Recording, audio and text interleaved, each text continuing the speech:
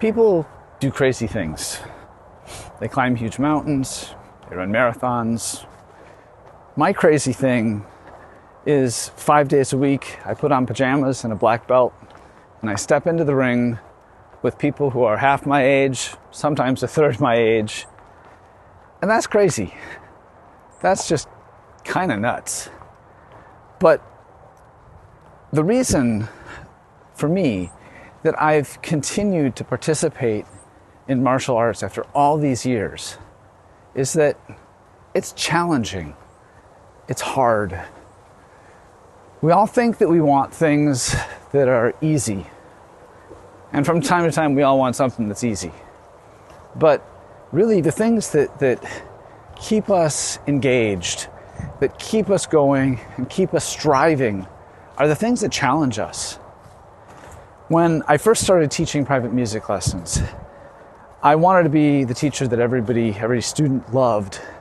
And so I passed every student on every piece every week, regardless of how poorly they played it. And for any veteran teacher, I'm sure you won't be at all surprised to hear that in very short order, I had a huge studio that was filled with students who really didn't play very well. And I really didn't enjoy my job very much either, because it was another day of slogging through and listening to a lot of very poor performances. And I started to realize what I was doing, and I made some big changes, which didn't make some of my students very happy at all. But I think it's so important that we set high standards for our students, that we really keep that level of expectations incredibly high. I think that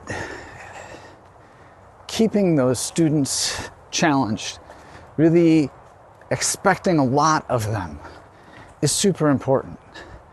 Because at the end of the day, what is the consequence for not really playing something very well? Not completely mastering it. It's not really a big deal. The consequence is that you just work on it again the next week, that you spend another week on it. And in gently telling a student that there's still work left to do, you set a high standard.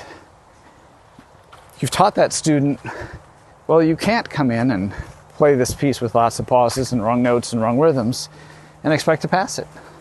That isn't the standard in our studio. That there is an expectation that you've applied what you know and you've worked really hard to get that piece as perfect as you can and attained a level of mastery with it that you can be really proud of. And once you've kind of taught students that that's the expectation, they're going to start hitting that expectation on their own more and more and more.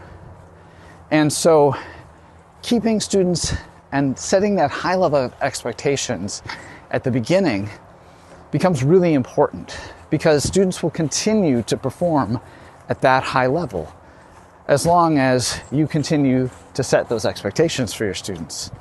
And the selfish thing for us as teachers is that we end up with students who perform better, who come better prepared to lessons. And because it's hard for them, because it's challenging, they're going to stick with it longer.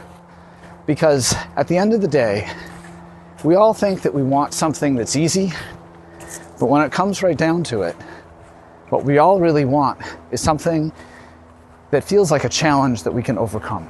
And this is why it's so important that you set those high standards for your students. I hope you found this useful. Thanks for watching. I look forward to seeing you again soon.